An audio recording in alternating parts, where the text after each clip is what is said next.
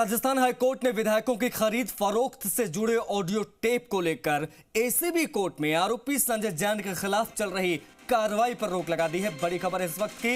इसके साथ ही अदालत ने मामले में राज्य सरकार और शिकायतकर्ता जलदाय मंत्री महेश जोशी को नोटिस जारी कर जवाब तलब किया। जस्टिस वीरेंद्र कुमार की एकल पीठ ने यह आदेश संजय जैन की आपराधिक याचिका पर प्रारंभिक सुनवाई करते हुए जारी कर दिए हैं।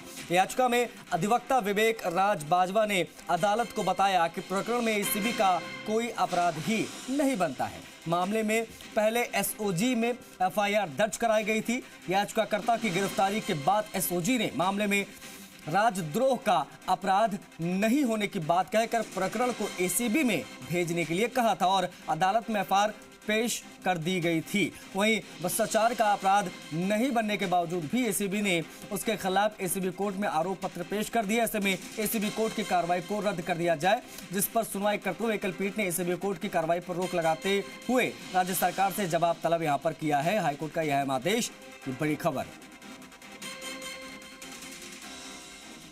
महेश हमारे सहयोगी ज्यादा जानकारी के साथ कनेक्ट हो गए हैं। महेश, क्या था पूरा मामला और कितना महत्वपूर्ण यह फैसला है कोर्ट का? महेश, मेरी आवाज मिल रही है आपको?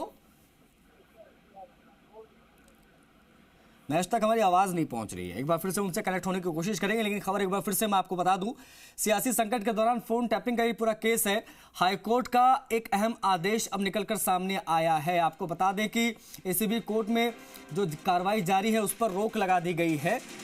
सियासी संकट के दौरान ये फोन टैपिंग का मामला, अब ऐसे में संजय जैन के खिलाफ निचली अदालत में ये पूरा मामला रहा। आपको बता दें कि जो प्रारंभिक जांच हुई उसमें जो चीजें निकलकर सामने आई उसको देखते हुए हाईकोर्ट का ये अहम आदेश निकलकर सामने आया है।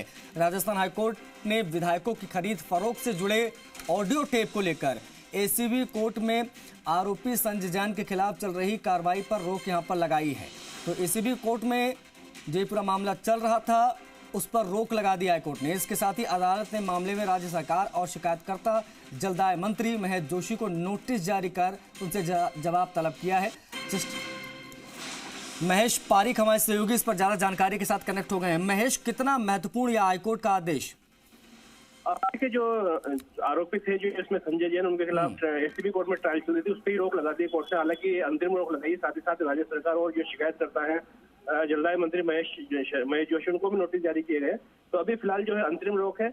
कोर्ट इस पर सुनवाई करेगी, देखेगी कि क्या पूरा मामला है। पिटीशन में ये गुहार की गई कि चूंकि मामला एंटी करप्शन का नहीं है, जो आरोप लगाए गए हैं विधायकों की खरीद फरोख्त के, ऐसा कोई विधायक भी सामने नहीं आया है। साथ ही साथ जो रिकॉर्डिंग की बात की जाए तो जो मूल रिकॉर्डिंग है वो भी जो है पेश नहीं की गई। केवल सोशल मीडिया पे जो एक अफवाह चल रही थी उसके आधार पर जो मामला दर्ज कर लिया गया। पहले मामला एसओजी में दर्ज किया गया था, फिर एसओजी ने मामले में जो है राजद्रोह का मामला नहीं बताते हुए एफआईआर पेश कर दी। उसके बाद एसीबी में मामला किया गया। तो ये सारे ग्राउंड रखे गए थे। इसको लेकर जो है कोर्ट ने नोटिस जारी करे। साथ ही साथ जो एसीबी कोर्ट में कार्रवाई चल रही थी जयपुर में, उस पर भी रोक लगा दी है। तो एफआईआर कैसे, फाइनल रिपोर्ट कैसे पेश कर दी गई जब कोई चीज निकली नहीं? उसके बाद में अब बताया ये भी जा रहा कि शिकायत जलदाय मंत्री महेश जोशी को भी नोटिस जारी किया गया, जवाब तलब किया गया है। महेश कराया था जिसमें कहा गया था कि जो है सियासी संकट के दौरान जो है विधायकों की खरीद फरोख्त जो है ऑडियो सोशल मीडिया पे वायरल हो रहे हैं। और ये एसओजी ने राजद्रोह का मामला दर्ज किया था। वहीं कुछ दिनों के बाद जांच करने के बाद में एसओजी ही जो है कोर्ट में ये बयान देती है कि मामला राजद्रोह का नहीं है और इनके खिलाफ अपराध नहीं पाया जाता है। साथ ही साथ मामले में जो है एसओजी की ओर से एफआईआर पेश कर दी जाती है, लेकिन यह भी कहा जाता है कि मामला एसीबी में जांच के लिए भेजा जाए। इस पर जो है मामला एसीबी में जाता है और अलग से एफआईआर दर्ज होती है और उसको लेके जो है चार्जशीट पेश की जाती है संजय जैन के खिलाफ और अन्य खिलाफ जो है लंबित रखी जाती है। इसमें जो है इनका आरोपी जो है संजय जैन, उनका यही कहना है कि ये एंटी करप्शन का मामला ही नहीं बनता है, क्योंकि जिन विधायकों की खरीद फरोख्त की बात आ रही है ना तो वो आइडेंटिफाई हुए हैं ना वो सामने आए हैं।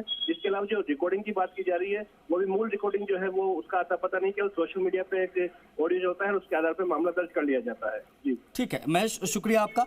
विष्णु हमारे सहयोगी कनेक्ट हो गए लाइव, उनसे बातचीत करते हैं। विष्णु, देखिए बड़ी चीज ये है कि सियासी संकट के दौरान जो फोन टैपिंग का मामला था उसमें पहले तो राजद्रोह की बात सामने नहीं आई, उसके बाद में एसीबी को इसे भेजा गया, अब उसमें भी मामला निकलकर सामने नहीं आया है। हाईकोर्ट ने इसमें अहम आदेश दिया है। क्या रहा पूरा प्रकरण, किस तरीके से अब चीजें इसमें आगे बढ़ेंगी, क्योंकि जलदाय मंत्री पे भी नोटिस उनको जारी किया गया, जवाब तलब किया गया है? बिल्कुल, इस मामले में कुल मिला के एक बात साफ है कि केंद्रीय जल शक्ति मंत्री गजेंद्र सिंह शेखावत को बड़ी राहत मिली है, क्योंकि लगातार इस मामले को लेकर कांग्रेस के तमाम जो नेता है वो लगातार कहीं न गाये बगाए इसको लेकर उठाते रहते थे और वॉइस सैंपल देने की बात भी लगातार उन पर दबाव बना हुआ था और इस बात को लेकर कहा जा रहा था कि गजेंद्र सिंह शेखावत वॉइस सैंपल नहीं दे रहे। दूसरी ओर हालांकि गजेंद्र सिंह शेखावत ने कहा कि वो वॉइस सैंपल देने के लिए तैयार थे, लेकिन ये मामला अब आज कोर्ट से जब इस तरह से नोटिस जारी किए और इस मामले को निचली अदालत के फैसले को जब हाई कोर्ट ने वो किया, स्थगित किया, तो उसको बात को लेकर अब उनको बड़ी राहत मिली है और इसके लिए उनकी प्रतिक्रिया हालांकि अभी बातचीत नहीं हुई, लेकिन उन्होंने बातचीत में कहा है कि ये मामला शुरू से बन ही नहीं रहा था।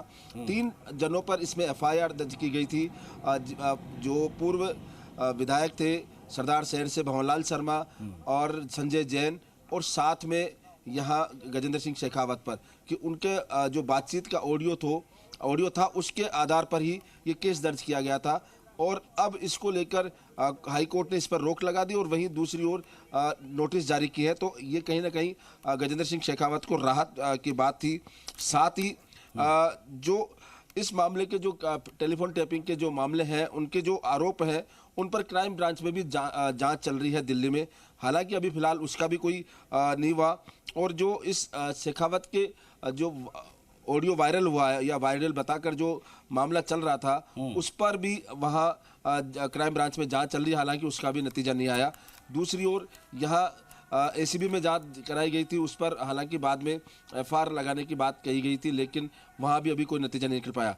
तो कुल मिला के ये कहा जा सकता है कि ये जो मामला है वो यहाँ जो गजेंद्र सिंह शेखावत उसको राहत मिल चुकी है और अब वो उनकी ओर से एक प्रेस नोट भी जारी किया गया है और उसमें पूरी तमाम बातें जो जानकारी वो दी गई है कि किस तरह से ये निचली अदालत की जो न्यायिक प्रक्रिया है उस पर पूरी रोक लगा दी गई है हाई कोर्ट ने, और जो नोटिस जारी की है राज्य सरकार को कि ये, और अब जो कोर्ट ने प्रथम दृष्टया ये भी माना है कि ऑडियो टेप का कोई आधार ही नहीं बनता, यानी जो ऑडियो टेप है उसको आधार ही नहीं माना इस पूरे जो केस है, तो एक तरह से सिरे से केस खारिज मतलब हो गया। ये इसका कोई आधार ही नहीं माना गया, ये कैसी फर्जी है। एक तरीके से अगर देखा जाए जिस तरीके से ये टिप्पणी की गई है, ये बेहद महत्वपूर्ण और बड़ी चीजें की राहत है ये शेखावत साहब के लिए भी। फिलहाल बहुत शुक्रिया विष्णु इन तमाम जानकारियों को साझा करने के लिए।